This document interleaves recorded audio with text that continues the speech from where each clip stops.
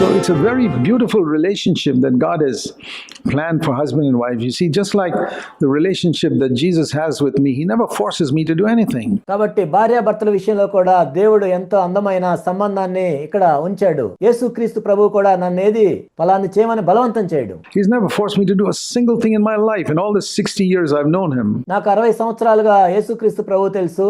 ఒక్క విషయం కూడా ఫలాన్ని చేయమని నన్ను ఎప్పుడు ఆయన బలవంతం చేయలేదు. What a wonderful relationship that is. If a woman can say, my husband never forced me to do a single thing in my life. ఒక భార్య తన భర్త గురించి ఫలాన్ని చేయమని నా భర్త ఒక్కసారి కూడా బలవంతం చేయలేదు అంటే ఎంత గొప్ప మాట కదా అది. But what an example Jesus has been to me for me to follow. నేను వెంబడించడానికి యేసుక్రీస్తు ప్రభువారు ఎంత గొప్ప మాదిరిగా ఉన్నాడో కదా. That is how a husband is to lead. భర్త భార్యను ఆ విధంగా నడిపించాలి. Jesus is a shepherd of the sheep. యేసుక్రీస్తు ప్రభువారు గొర్రెలను నడిపించే గొప్ప కాపరిగా ఉన్నాడు. And a husband must be the shepherd for the wife. భర్త కూడా భార్యకు ఆ విధంగా కాపరిగా ఉన్నాడు. It's not for the husband to say to the wife, why can't you get victory over your anger? నీ కోపం మీద నీకు జయం ఎందుకు రావట్లేదు అని చెప్పటం కాదు. Okay, let the husband be the shepherd and demonstrate by leading the sheep in a life without anger. కాబట్టి భర్త కూడా ఒక మంచి కాపరిగా గొర్రెలను నడిపించినట్లుగా కోపం లేకుండా జీవించి చూపించాలి. And say, follow me as I follow Christ. నేను క్రీస్తును పోలి నడుచుకున్న ప్రకారం నీవు కూడా నన్ను పోలి నడుచుకోమని చెప్పాలి. This is true Christian marriage. ఇది నిజమైన క్రైస్తవ వివాహం. Where the husband is the leader. భర్త ఒక నాయకుడిగా ఉంటాడు. Not the leader commanding people like a general, but the leader like a shepherd going in front of the sheep. ఇక్కడ నాయకుడు అంటే ఏదో ఆర్మీలో ఒక జనరల్ లాగా ఆజ్ఞలు ఇవ్వటం కాదు, ఒక కాపరి వలె ముందు నడిపిస్తూ ఉంటాడు. And so if you can see this balance, you can see what a glorious thing it is. ఈ సమతుల్యాన్ని మనం చూసినట్లయితే ఇది ఎంత మహిమకరమైందో మనకు అర్థమవుతుంది. A Christian marriage is to demonstrate the relationship. క్రైస్తవ వివాహం అనేది దేన్ని సాదృశ్యంగా చూపిస్తుందంటే the perfect relationship that Jesus wants to have with us, that Jesus had with the Father. యేసుక్రీస్తు ప్రభువారు తండ్రితో ఎటువంటి సంబంధం కలిగి ఉన్నాడు, ప్రభు నాతో ఎటువంటి సంబంధం కలిగి ఉన్నాడు. It's demonstrated in a husband-wife relationship at home. ఇది ఇంట్లో భార్యాభర్తల మధ్య సంబంధంలో వ్యక్తం చేయబడుతుంది. So we were comparing the old and new covenant in the previous weeks, but this also is important.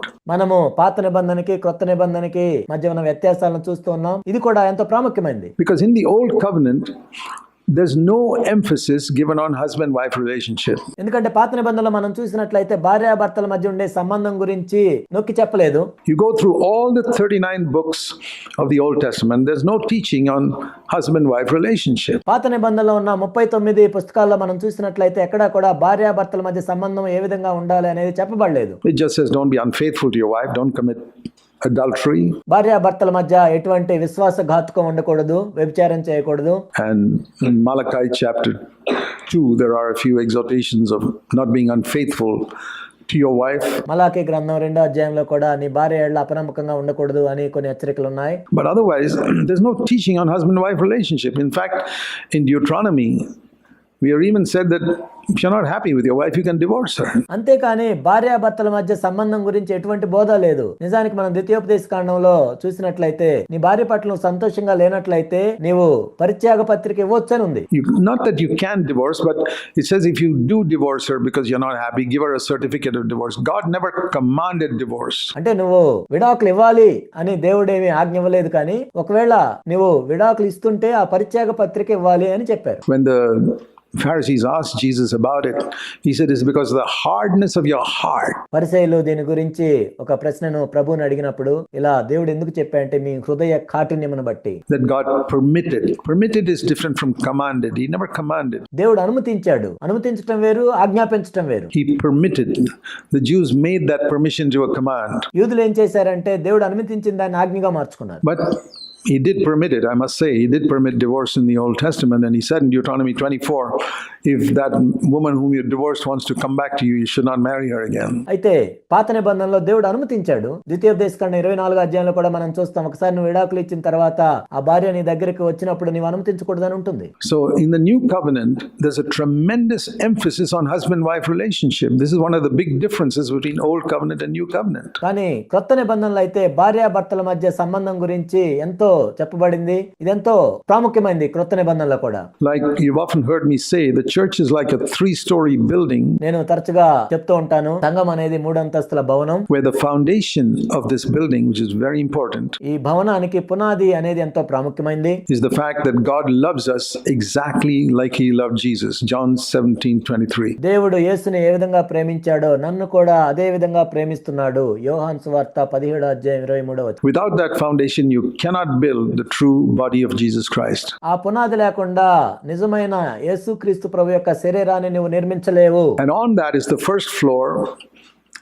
And the first floor is a walk with God దాని మీద మొదటి అంతస్తు ఏంటంటే దేవునితో మనం నడవటం, with a clear conscience. Your personal walk with God, the husband and the wife, మంచి మనస్సాక్షితో దేవునితో వ్యక్తిగతంగా నడవటం, భార్య భర్త each walking with God with a clear conscience. That is the first floor. ఇద్దరు కూడా మంచి మనస్సాక్షితో వ్యక్తిగతంగా ప్రభువుతో నడవటం, అది మొదటి అంతస్తు. On top of that is the second floor, or the second story, దాని మీద రెండో అంతస్తు ఏంటంటే where husband-wife relationship comes. ఆ రెండో అంతస్తు ఏంటంటే భార్య భర్తల మధ్య ఉండే సంబంధం. You cannot have that second story, the second floor, if you haven't got the first floor strong.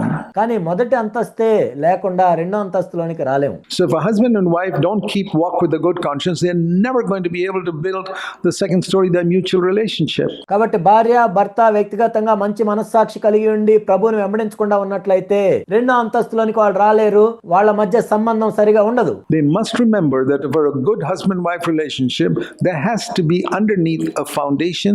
భార్య భర్తల మధ్య మంచి సంబంధం ఉండాలంటే మొట్టమొదటిగా ఆ పునాది సరిగా ఉండాలి. అదేంటంటే That God loves me as he loves Jesus. I'm secure in that. దేవుడు యేసుని ఏ విధంగా ప్రేమిస్తున్నాడు, నన్ను కూడా అదే విధంగా ప్రేమిస్తున్నాడు అని అటువంటి గ్రహింపు ఉండాలి. I'm not trying to prove myself to my husband or prove myself to my wife. No, I've got to prove nothing. లేనట్లయితే మనం భర్తకో భార్యకో ఒకరినొకరు రుజువు చేసుకోవటం అనేది ఏమి ఉండదు. ఏమని రుజువు చేస్తాం? God loves me as he loves Jesus. I'm secure in that love. దేవుడు యేసును ప్రేమించినట్లే నన్ను కూడా ప్రేమిస్తున్నాడు కాబట్టి ఆ ప్రేమలో నేను భద్రపరచబడి ఉన్నాను. And on that foundation, I walk with a good conscience, husband or wife.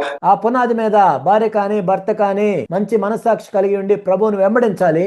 Then you can build a good relationship as husband and wife. ఆ తర్వాత భార్య భర్తల మధ్య కూడా మంచి సంబంధాన్ని పెంపొందించుకోవచ్చు. Very, very important. And the reason why many husband and wife conflicts come, the second floor is beginning to be shaky. ఇది ఎంతో ప్రాముఖ్యమైనది. ఎందుకు భార్య భర్తల మధ్య అనేక సంఘర్షణలు జరుగుతూ ఉంటాయి, రెండో అంతస్తు ఎందుకు కదల్చబడుతూ ఉంటుంది అంటే Because they are not founded on a good foundation. They don't believe that God loves them as they love Jesus. They are insecure. వారి పునాది సరిగా లేదు. వారు దేవుని ప్రేమలో భద్రపరచబడలేరు. Or they don't each walk with a good conscience. లేక వ్యక్తిగతంగా వారు మంచి మనస్సాక్షితో ప్రభువుని వెంబడించడం లేదు. So remember, when you have a problem there in the second floor, it's not because of husband-wife relationship. కాబట్టి భార్య భర్తల మధ్య సంబంధం సరిగా లేనట్లయితే సమస్య అక్కడ కాదు, కానీ మొట్టమొదటి ఏంటంటే It's because of a faulty understanding of God's love దేవుని ప్రేమను సరిగా అర్థం చేసుకోకపోవటం, and a faulty walk with God in a clear conscience. మంచి మనస్సాక్షితో ప్రభువుని వెంబడించకపోవటం. So once you solve the problem, it's like, you have a symptom of some itching on your hand, and the problem is some bug inside your body. It's not there. You can put an ointment there, it'll come up somewhere else. కాబట్టి సమస్యను ఆ విధంగా అర్థం చేసుకోవాలి. మనం చూసినట్లయితే ఒక్కోసారి చర్మం మీద ఏమైనా దద్దుర్లు అలాంటివి వచ్చినప్పుడు సమస్య ఎక్కడ ఉండదు, కానీ లోపల ఎక్కడో ఉంటుంది. దీని మీద ఏదో ఆయింట్మెంట్ రాస్తే ఇంకో చోట వస్తుంది. It's the internal root cause of that irritation on your skin that must be dealt with. కాబట్టి నీ చర్మం మీద కనపడే ఆ దురద ఏంటంటే లోపల ఎక్కడో దానికి మూల కారణం ఉంటుంది. దాన్ని మనం చికిత్స చేయాలి. So very often the husband-wife relationship, you go to a marriage counselor and he tell you how to talk to each other and call up each other many times a day and say I love you. That doesn't solve the problem. ఎందుకంటే భార్య భర్తల మధ్య అనేక సమస్యలు వచ్చినప్పుడు మీరు ఏదో councillor దగ్గరికి వెళ్ళి అడిగినప్పుడు వాళ్ళు ఏదో చెప్తారు, అనేక సార్లు ఫోన్ చేయమంటారు, నేను ప్రేమిస్తున్నానని చెప్పమంటారు. అవేం పనికిరావు. You got to deal with foundation. You got to deal with the first floor. మీరు పునాదిని సరి చేసుకోవాలి, మొదటి అంతస్తును సరి చేసుకోవాలి. Very, very important. And it's only on top of that comes the third floor where you build the church. దాని మీద మాత్రమే మూడో అంతస్తును కట్టగలవు, అదే సంఘము. So the church is as strong as the people who are rooted in God's love.